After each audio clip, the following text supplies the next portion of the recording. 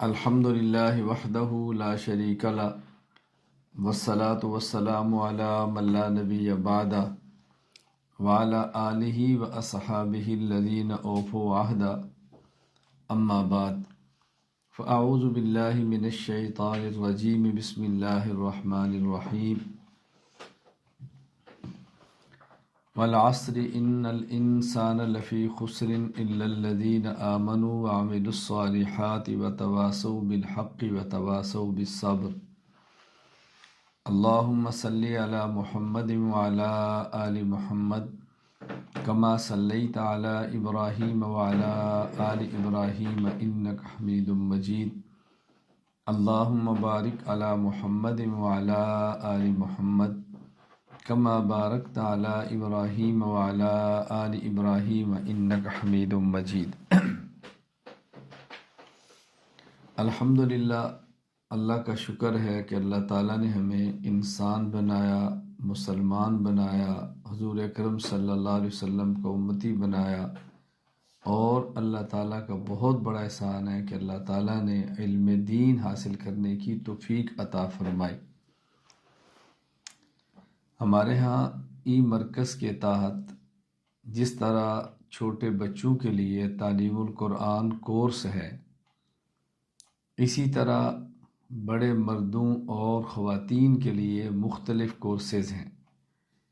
علم then course 2 سالہ، عالمہ course 4 سالہ، ترجمہ قرآن کریم مردوں اور خواتین کے لیے 1 سالہ، تخصص فی العقائد الاسلامیہ علماء کرام کے لیے 1 سالہ، تخصص فی الافتاء علماء کرام کے لیے 1 سالہ۔ ابھی ہمارا کورس چل رہا ہے مردوں کا بھی اور خواتین کا بھی 2 سالہ علم دین کورس اور 4 سالہ عالم اور عالمہ کورس۔ یہ جو ہمارے یہاں کورس ہیں اس کے اندر کتابیں ہیں ایک مختلف کورسز کے حساب سے ہم نے کتب رکھی ہیں۔ تو ایک کتاب بہت اہم اور بنیادی ہے، اسلامی عقائد، عربی میں اس کا نام ہے العقائد الاسلامیہ۔ تو آج سے ہم انشاءاللہ العزیز 1 گھنٹہ یومیہ کی بنیاد پر اسلامی عقائد کا سبق شروع کریں گے، اور توجہ کے ساتھ اس سبق کو سنیں، سمجھیں، اور اگر کسی موقع پر کوئی بات سمجھ نہ آئے تو آپ کو پورا حق حاصل ہے کہ آپ سوال کریں تاکہ بات اچھی طرح سمجھ آئے۔ اللہ تعالی ہمیں عقائد کو پڑھنے کی، سمجھنے کی اور پوری امت میں سمجھانے اور عام کرنے کی توفیق عطا فرمائے۔ بسم اللہ الرحمن الرحیم۔ شریعت کے اجزاء۔ شریعت کے بنیادی اجزاء 5 ہیں۔ نمبر 1 اعتقادات، نمبر 2 عبادات، نمبر 3 اخلاقیات، نمبر 4 معاشرات، نمبر 5 معاملات۔ اعتقادات کا معنی ہے عقائد، عبادات کا معنی ہے اعمال، اخلاقیات کا معنی ہے اخلاق، معاشرات کا معنی ہے باہمی رہن سہن، اور معاملات کا معنی ہے باہمی آپس کے لین دین کے تعلقات۔ معاملات کا تعلق صرف لین دین کے ساتھ نہیں ہے، اس کا دائرہ وسیع ہے۔ باہمی جو تعلقات ہیں اس کا نام معاملات ہے۔ ان میں اہم ترین جز وہ عقائد ہیں۔ اگر کسی شخص کے نام عمل میں ایک بھی نیک عمل نہ ہو اور عقائد اس کے درست ہوں تو وہ بالیقین جنت میں جائے گا، اپنے برے اعمال کی سزا بھگت کر، یا اللہ تعالیٰ کے محض فضل اور کرم سے، یا اللہ تعالیٰ کے حکم سے کسی کی شفاعت کی بنیاد پر لے کر جائے گا۔ اور اگر کسی شخص کے نامہ اعمال میں ایک بھی برا عمل نہ ہو، سب نیک اعمال ہوں، لیکن عقائد اس کے درست نہ ہوں، یہ کسی صورت میں جنت میں داخل ہونا تو بہت دور کی بات ہے، یہ جنت کی خوشبو بھی نہیں سونگھ سکتا، اس کو جنت کی ہوا بھی نہیں لگ سکتی۔ اس سے اندازہ فرمائیں کہ عقائد کا اہم ہونا کتنا ضروری ہے۔ اسلام ایک عمارت ہے، اسلام ایک مکان ہے، اسلام ایک تعمیر ہے جس کے مختلف کمرے ہیں، اور اس کی بنیاد زمین و عقائد ہے۔ اگر زمین نہ ہو، بنیاد نہ ہو، تو اس کے اوپر کمرے مکان کے نہیں بن سکتے۔ اسی طرح اگر عقائد نہ ہوں، یعنی درست عقائد نہ ہوں، تو اس پر اسلامی عمارت اور تعمیر کو کھڑا نہیں کیا جا سکتا۔ اس سے آپ اندازہ فرمائیں کہ عقائد کتنے اہم ہیں۔ اس لیے عقائد سے غفلت نہیں برتنا، عقائد کو بہت اچھی طرح سمجھنا ہے، اور تمام اعمال میں، تمام امور شریعت میں سب سے زیادہ اہمیت ہم نے عقائد کو دینی ہے۔ جس قدر عقائد اہم ہیں اسی قدر اس پر توجہ دینی ہے۔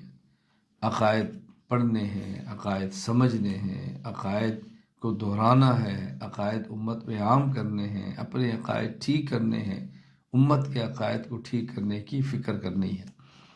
تو شریعت کے بنیادی اجزاء 5 ہیں: اعتقادات، عقائد، عبادات، اعمال، اخلاقیات، اخلاق، معاشرات اور معاملات۔ اگر اس تقسیم کو آپ تھوڑا سا مختصر کر لیں تو یوں کہہ سکتے ہیں کہ اسلام کے بنیادی اجزاء، شریعت کے بنیادی اجزاء 3 ہیں: عقائد، اعمال اور اخلاق۔ مزید اس کو آپ مختصر کرنا چاہیں، مختصر ترین اگر تقسیم کریں گے تو یوں کہیں گے شریعت کے بنیادی اجزاء 2 ہیں: نمبر 1 عقائد اور نمبر 2 اعمال۔ یعنی اخلاق کو اب اعمال کے تحت شامل کر لیں گے تو یوں کہیں گے کہ 2 ہیں: عقائد اور اعمال۔ لیکن عقائد بہرحال شریعت کا بنیادی جزو اہم اور جزو میں افضل ہے، اسے کبھی بھی غافل نہیں ہونا۔ اب عقائد کی تعریف کیا ہے، اس کو سمجھنا ضروری ہے۔ عقائد جمع ہے عقیدہ کی۔ عقیدہ عقدن سے ہے گرہ باندھنا، جس طرح ہم دھاگے میں گرہ باندھتے ہیں نا، اسے کہتے ہیں عقد۔ جس طرح ایک مرد اور عورت کا نکاح ہوتا ہے تو اسے کہتے ہیں عقد نکاح، یعنی گرہ بندھ گئی ہے، ان کا تعلق بہت پختہ ہو گیا ہے، بہت پختہ تعلق ہو گیا ہے۔ آپ اندازہ فرمائیں کہ انسانی رشتوں میں خاوند اور بیوی کا ایسا رشتہ ہے، ایسا پاکیزہ، ایسا مقدس، اتنا اہم رشتہ ہے کہ انسانی تاریخ میں سب سے پہلا انسان کا انسان سے جو تعلق بنا ہے وہ خاوند اور بیوی کا بنا ہے۔ اندازہ کریں کتنا اہم رشتہ ہوگا۔ خیر، عقائد جمع ہے عقیدہ کی۔ عقیدہ عقدن سے، جس کا معنی ہوتا ہے گرہ باندھنا۔ اس کا مطلب یہ ہوتا ہے کہ ایسا نظریہ جس کی بنیاد پر اللہ تعالیٰ راضی ہوں اور جنت کا فیصلہ ہو، یا ایسا نظریہ کہ جس کی بنیاد پر اللہ تعالیٰ ناراض ہوں اور بندے کے لیے جہنم کا فیصلہ ہو جائے، اس نظریہ کا نام ہے عقیدہ۔ اس کا مطلب اگر نظریہ ٹھیک ہے تو اللہ راضی ہوں گے اور جنت ملے گی، اور اگر نظریہ باطل ہے اللہ ناراض ہوں گے اور بندے کو جہنم ملے گی۔ تو وہ عقیدہ جس پر اللہ راضی ہوں یہ عقیدہ صحیحہ ہے، اور وہ عقیدہ جس پر اللہ ناراض ہوں یہ عقیدہ باطلہ، عقیدہ فاسدہ ہے۔ اللہ ہمیں بات سمجھنے کی توفیق عطا فرمائے۔ صحیح عقائد کو اسلامی عقائد کہتے ہیں، صحیح عقائد کو اسلامی عقائد کہتے ہیں، کیونکہ ہمارا عنوان اسلامی عقائد ہے، ہماری کتاب کا نام اسلامی عقائد ہے، تو یہ سمجھنا ضروری ہے کہ اسلامی عقائد کا مطلب کیا ہے۔ یعنی صحیح عقائد کو اسلامی عقائد کہتے ہیں، اور جو عقائد صحیح نہیں کبھی ان کو کفری عقائد کہیں گے اور کبھی ان کو بدعی عقائد کہیں گے۔ یعنی بعض عقائد ایسے ہیں کہ جن کی بنیاد پہ اسلام اور کفر کا فیصلہ ہوتا ہے، اور بعض عقائد ایسے ہیں کہ جن کی بنیاد پہ اسلام اور کفر کا فیصلہ نہیں بلکہ سنت اور بدعت کا فیصلہ ہوتا ہے۔ تو وہ عقائد جو دلیل قطعی سے ثابت ہیں اس کے انکار کرنے سے بندہ دائرہ اسلام سے خارج ہو جاتا ہے، اور وہ عقائد جو دلیل ظنی سے ثابت ہیں ان کے انکار سے بندہ دائرہ اہل سنت والجماعت سے خارج ہوتا ہے، لیکن کافر نہیں ہوتا۔ اس کی مکمل تفسیر میری کتاب اصول عقائد کے اندر موجود ہے، اور میں نے اصول عقائد سبکن پڑھائی ہے۔ اس کے 9 اسباق ہیں، کتاب بھی موجود ہے، ویڈیو بھی موجود ہے، اس کی آڈیو بھی موجود ہے، اور جن کا مجھ سے بیعت کا تعلق ہے، جن کو میں اپنے موبائل سے براہ راست کچھ چیزیں بھجواتا ہوں، میں نے اصول عقائد کے تمام اسباق ان تک پہنچا دی ہیں۔ میں اسلامی عقائد کی درسگاہ میں شامل تمام حضرات اور خواتین سے یہ عرض کروں گا کہ خصوصاً اپنی بچیوں سے کہ آپ وہ کتاب العقائد کہ میرے جو اصول عقائد کے سبق ہیں وہ آپ سارے سنیں، پھر اس پر تفصیل سے میں نے گفتگو اس پر کی ہے، اور بڑی شر و بست کے ساتھ بڑی وضاحت سے میں نے ان باتوں کو بیان کیا ہے۔ خیر وہ آپ اس کا مطالعہ فرمائیں گی، پڑھیں گی تو اس کے اندازہ ہوگا کہ وہ کتنی اہم کتاب ہے۔ آج کی نشست میں ہماری دوسری گفتگو ہوگی کہ ایمان اور کفر سے متعلق کچھ بنیادی چیزیں اچھی طرح ذہن نشین فرما لیں۔ اس حوالے سے نمبر 1، رسول اکرم صلی اللہ علیہ وسلم کی لائی ہوئی تمام چیزوں کو ماننے کا نام ایمان ہے۔ ایمان کا معنی ہے التصدیق بجمیع ما جاء بہ النبی صلی اللہ علیہ وسلم، نبی پاک صلی اللہ علیہ وسلم کی لائی ہوئی تمام چیزوں کو ماننا، اس کا نام ایمان ہے۔ نمبر 2، ضروریات دین میں سے کسی ایک کے انکار کرنے کا نام کفر ہے، یعنی وہ تمام چیزیں جو رسول اکرم صلی اللہ علیہ وسلم لے کر آئے ہیں اس کا ماننا ایمان ہے۔ ضروریات دین یعنی جو دلیل قطعی سے ثابت ہیں اور معروف اور مشہور ہے، ہر مسلمان ان کو بڑے آرام سے سمجھتا ہے، ان میں سے کسی ایک کا بھی انکار کریں گے تو بندہ کافر ہو جاتا ہے۔ یہاں بات اچھی طرح ذہن نشین فرما لیں، مومن ہونے کے لیے تمام ایمانیات کا اعتراف کرنا ضروری ہے، لیکن کافر ہونے کے لیے تمام ایمانیات کا انکار کرنا ضروری نہیں ہے۔ ایمانیات میں سے کسی ایک کا بھی انکار کرے تو بندہ کافر ہو جاتا ہے۔ مثال سمجھے، مومن ہونے کے لیے الحمد سے لے کر والناس تک قرآن کریم کی تمام آیات کو ماننا ضروری ہے، لیکن کافر ہونے کے لیے تمام آیات کا انکار ضروری نہیں ہے۔ قرآن کریم کی کسی ایک آیت کیا ایک لفظ کا بھی انکار کرے گا بندہ تو دائرہ اسلام سے خارج ہو جائے گا۔ یہ اچھی طرح سمجھ لیں۔ تو یہ غلطی کبھی نہ کرنا کہ فلاں بندہ کا ایک عقیدہ ٹھیک نہیں باقی تو ٹھیک ہے نا، اس کے اس غلط فہمی کے اندر کبھی مبتلا نہیں ہونا۔ بعض لوگوں کو غلط فہمی ہوتی ہے کہ ہمارے متکلمین الفقہاء نے لکھا ہے کہ اگر کوئی شخص ایسی بات کہہ دے کہ جس کے 100 مطلب ہوں، اس میں 99 مطلب کفر کے ہوں اور ایک مطلب ایمان کا ہو تو اس کو مومن سمجھا جائے گا۔ تو آپ کیسے کہتے ہیں کہ ایک چیز کے انکار سے بندہ کافر ہوتا ہے؟ یہ بات اچھی طرح سمجھ لیں۔ میں نے اصول عقائد پر اس پر تفصیل سے بات کی۔ خلاصہ کیا ہے کہ جس میں 99 احتمال تو کفر کے تھے اور ایک احتمال ایمان کا تھا، اس میں ہم غالب گمان یہی رکھیں گے کہ اس کی مراد وہی احتمال ہے جو ایمان والا ہے، کفر والا نہیں ہے۔ لیکن اگر وہ خود وضاحت کر دے کہ نہیں میری مراد یہ نہیں تھی تو پھر بات اور ہے۔ تو بات اچھی طرح اس کو سمجھ لیں تاکہ الجھن نہ ہو۔ نمبر 3، ایمان میں کمی بیشی نہیں ہوتی، البتہ ایمان کی کیفیت میں کمی بیشی ہوتی رہتی ہے۔ اس کا مطلب یہ ہے کہ ایمان نہ کم ہوتا ہے نہ بڑھتا ہے، ایمان کی کیفیت کبھی اوپر کبھی نیچے آتی رہتی ہے۔ اچھے ماحول میں ہے تو کیفیت اوپر جائے گی، ماحول اچھا نہیں ہے تو کیفیت نیچے آئے گی، لیکن خود ایمان نہ کم ہوتا ہے نہ بڑھتا ہے۔ میں اس کو سمجھانے کے لیے کہتا ہوں، ایک ہے ایمان کی کمیت، مقدار، ایمانیات، ایمان کی بنیادیں ایک، اور ایک ہے ایمان کی کیفیت، حالت۔ تو ایمان کی جو کمیت ہے، مقدار ایمانیات، وہ نہ کم ہوتی ہے نہ زیادہ ہوتی ہے۔ مثال کے طور پہ اگر الحم سے لے کے والناس تک پورے قرآن کو ماننا ضروری ہے تو نہ ہم ایک آیت کو کم کر سکتے ہیں نہ ایک آیت کو بڑھا سکتے ہیں۔ یہ معنی ہے کہ نہ ایمان کم ہو سکتا ہے نہ ایمان زیادہ ہوتا ہے، یعنی ایمانیات میں نہ کمی ہے اور نہ ہی زیادتی ہے۔ ہاں لیکن اگر بازار میں ہے تو کیفیت اور ہے، مسجد میں ہے کیفیت اور ہے، کسی عالم اور صالح کی مجلس میں ہے کیفیت اور ہے، اگر کسی گندے کی صحبت میں ہے تو کیفیت اور ہے، یہ بات الگ ہے۔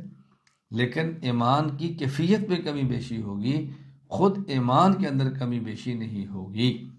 اس سے بات سمجھ جانی چاہیے کہ جو امام ابو حنیفہ رحمہ اللہ فرماتے ایمان اہل السماء والارض لا یزید ولا ینقص، کہ مومن کا ایمان نہ بڑھتا ہے نہ کم ہوتا ہے، اس پر لوگ اشکال کرتے ہیں کہ قرآن کریم میں اس کے خلاف آیات موجود ہیں، زادتہم ایمانا زادہم ایمانا، کہ ایمان بڑھتا ہے۔ تو امام حنیفہ کا عقیدہ قرآن کے خلاف ہے؟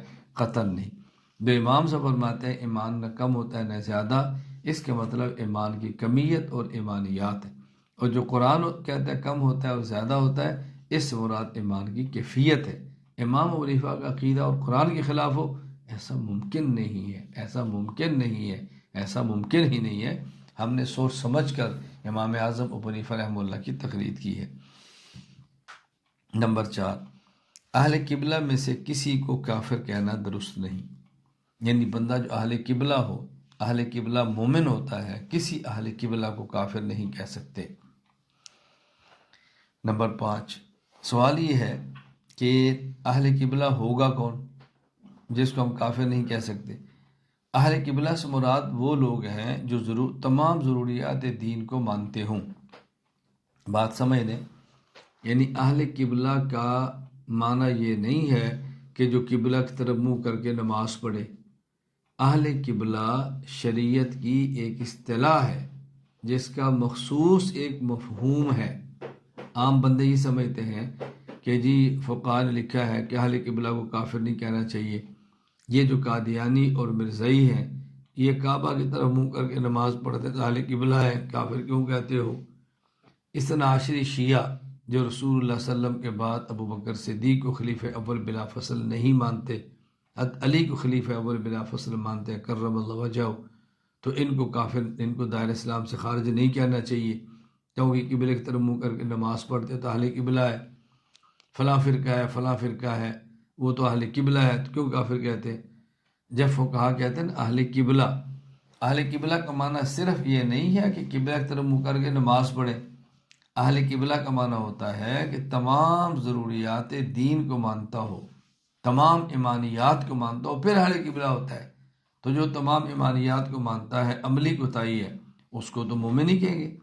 لیکن اگر ایک چیز کا بھی انکار کرے گا بندہ تو پھر اہل قبلہ میں سے نہیں رہے گا۔ نمبر 6، کسی مسلمان کو کسی گناہ کی وجہ سے کافر کہنا درست نہیں۔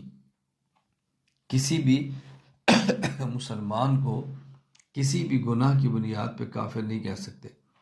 وہ مسلمان کہ جو گناہ کرے، گناہ بڑا ہو یا چھوٹا، گناہ کبیرہ ہو یا صغیرہ، اس کو فاسق تو کہیں گے، عاصی تو کہیں گے، نافرمان تو کہیں گے، گناہ گار تو کہیں گے، لیکن اس کو کافر نہیں کہیں گے۔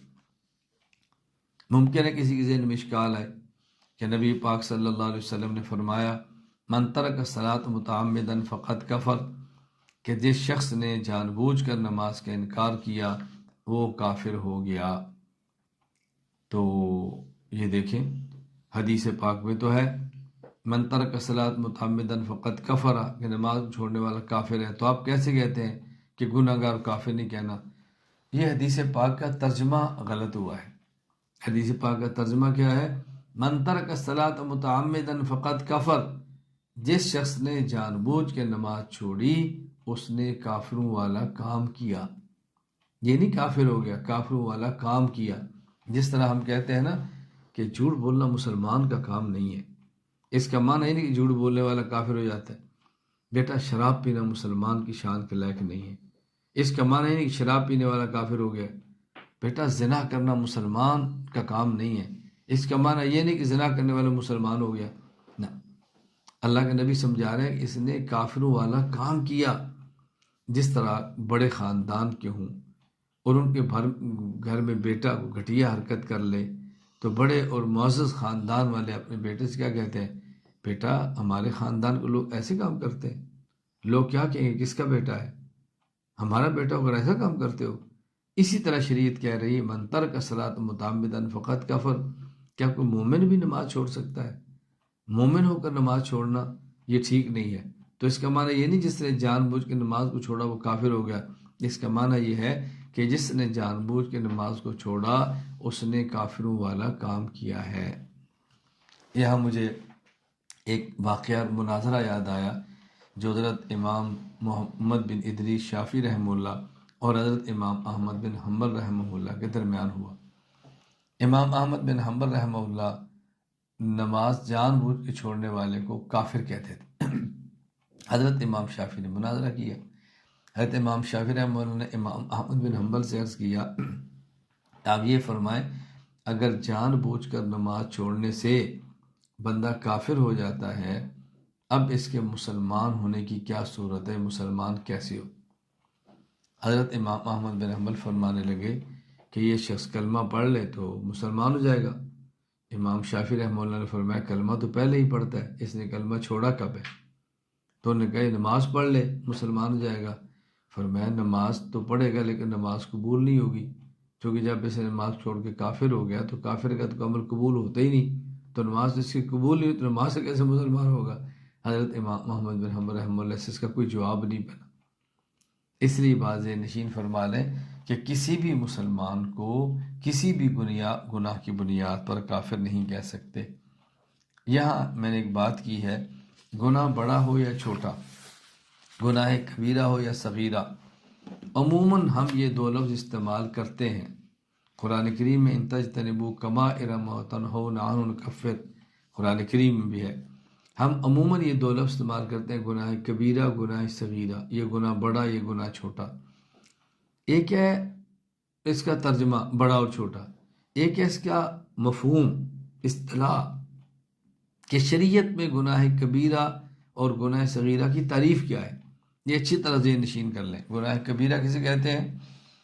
گناہ کبیرہ میں بیان کرنے میں غلطی ہو جاتی ہے، تعریف عموماً کی نہیں جا سکتی، اس لیے الجھنیں پیدا ہوتی ہیں۔ تو پہلے گناہ کبیرہ یا صغیرہ کی تعریف سمجھیں۔ گناہ کبیرہ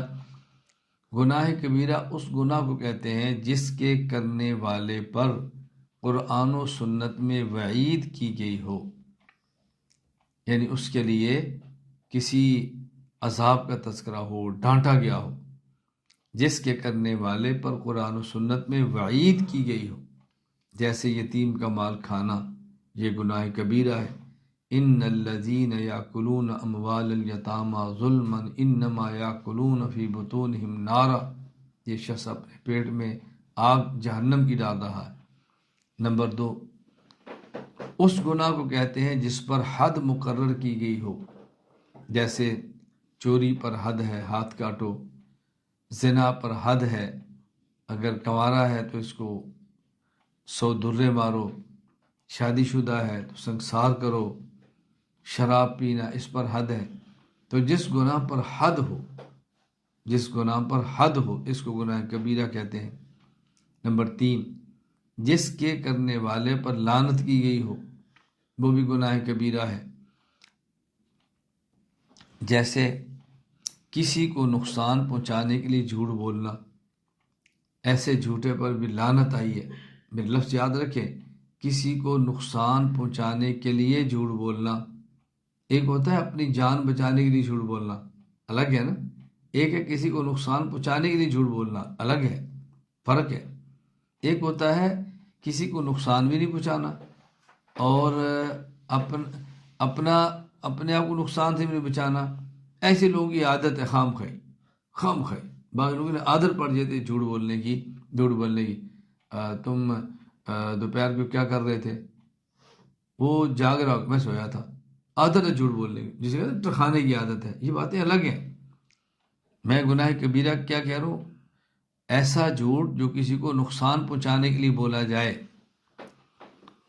نمبر 4، جس گناہ میں فساد کسی ایسے گناہ کے برابر ہو یا زیادہ ہو جس پر وعید یا حد یا لعنت آئی ہو، یعنی وہ گناہ ایسا ہے کہ اس پر تو قرآن اور سنت میں حد نہیں بیان کی گئی، توجہ رکھنا، اس گناہ کا نام لے کر، اس گناہ کا نام لے کر تو لعنت نہیں کی گئی، اس گناہ کا نام لے کر تو وعید نہیں سنائی، لیکن وہ جرم ایسا ہے کہ وہ ہے اسی کے برابر۔ مثلا شراب کے علاوہ کوئی اور نشاور چیز استعمال کرنا، اب یہ بھی گناہ کبیرہ ہے۔ آج کے دور میں اگر کوئی نیا نشاور چیز نئی ایجاد ہو جس کا رسول اکرم صلی اللہ علیہ وسلم کے دور میں وجود ہی نہ ہو، تو ظاہر ہے جس کا اس دور میں وجود تھا اس پر تو حد آئی ہے۔ اب اگر اس کا وجود ہی نہیں ہے تو کوئی بندہ کہ یہ میں استعمال کر لوں، نہیں۔ جس طرح شراب پینے سے انسان بہکتا ہے، شراب پینے سے نشہ آتا ہے، آج کوئی اور چیز بھی اسی طرح استعمال کرے گا جو شراب نہ ہو لیکن نشہ آور ہو، اس کا بھی استعمال کرنا گناہ کبیرہ ہوگا۔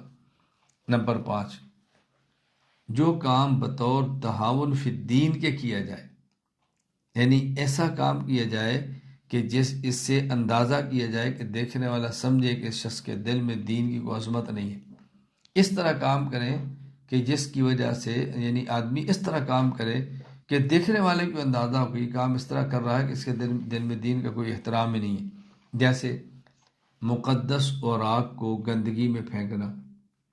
اب ایک پاکیزہ کاغذ ہے، اس پر کوئی آیت لکھی ہے، کوئی حدیث لکھی ہے، تو کوئی انسان اٹھا کر اس کو پخانے کی جگہ پہ پھینکتا ہے، لیکن پھینکنے کا سٹائل بھی ہوتا ہے نا، اس سے دیکھ سمجھ کہ اس کے ذہن میں اس کی حقارت ہے، اس ورقے کی حقارت، اب یہ مسلمان نہیں رہے گا۔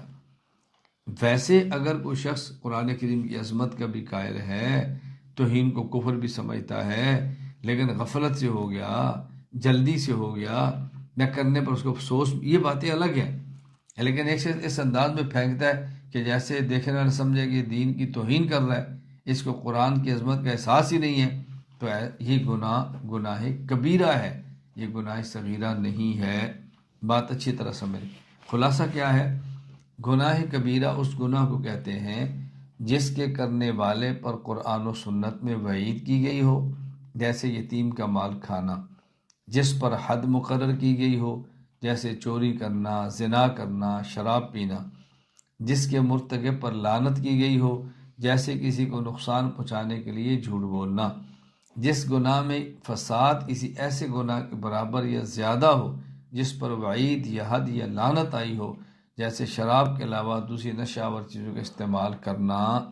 نمبر 5، جو کام بطور تعاون فی الدین کیا جائے، یعنی اس انداز سے کیا جائے کہ دیکھنے والا یہ سمجھے کہ اس شخص کے دل میں دین کی کوئی عظمت نہیں ہے، جیسے مقدس اوراق کو گندگی میں پھینکنا، اب یہ گناہ کبیرہ ہے۔ گناہ صغیرہ، اب گناہ صغیرہ کی تعریف بہت آسان ہوگی۔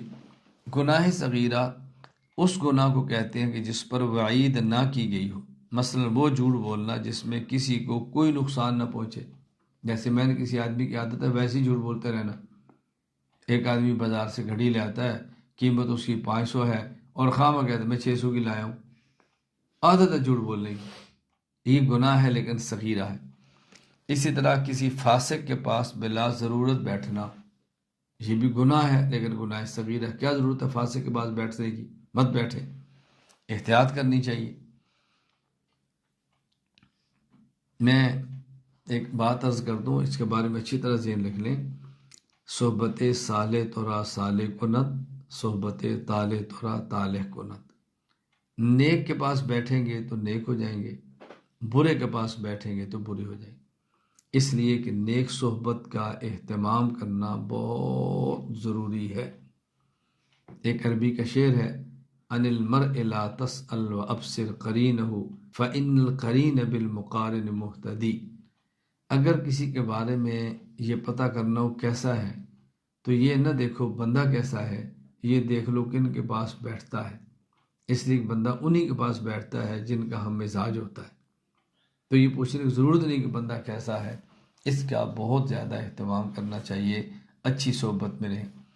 ہماری بعض وہ خواتین، بعض بیٹیاں جو مجھ سے بیعت ہیں، کبھی وہ پوچھتی ہیں کہ مرد حضرات تو شیخ کی صحبت میں آ سکتے ہیں، ہم خواتین کیا کریں؟ دیکھیں، ان خواتین کے لیے صحبت میں آنے کا یہی طریقہ ہے، وہ دور رہیں، بیانات کو سنیں، اصلاح کریں، کتاب پڑھیں، جس طرح بھی آپ سبق پڑھ رہی ہیں تو مجلس میں ایسے رہیں کہ جیسے میں اپنے شیخ کی مجلس میں موجود ہوں۔ وضو کا خیال کرنا، قبلہ رو بیٹھنا، ادب کے ساتھ بیٹھنا، توجہ کے ساتھ بیٹھنا، انشاءاللہ اس پر دور رہ کر وہی فوائد ہوں گے جو قریب رہ کر ہوں گے انشاءاللہ۔ گناہ سے ایمان ختم نہیں ہوتا، ہاں البتہ ایمان کی نورانیت کم ہو جاتی ہے۔ یعنی کوئی شخص یہ نہ سمجھے کہ میں نے گناہ کیا تو ایمان ختم ہو جائے گا۔ ہاں، گناہ سے ایمان کی نورانیت ختم ہوتی ہے، ایمان کی لذت چلی جاتی ہے، ایمان کی چاشنی چلی جاتی ہے، اور اگر انسان توبہ نہیں کرتا تو ایک وقت آتا ہے کہ آہستہ آہستہ آہستہ خدشہ ہوتا ہے کہ بندے کا ایمان ہی ختم نہ ہو جائے۔ اللہ تعالی ہماری بہت زیادہ اس سے حفاظت فرمائے، گناہوں سے بہت زیادہ بچنے کی کوشش کرے۔ کسی حرام کو حلال اور حلال کو حرام سمجھنے والا مسلمان نہیں رہتا۔ یعنی حرام کو حرام سمجھنا ہے، حلال کو حلال سمجھنا ہے۔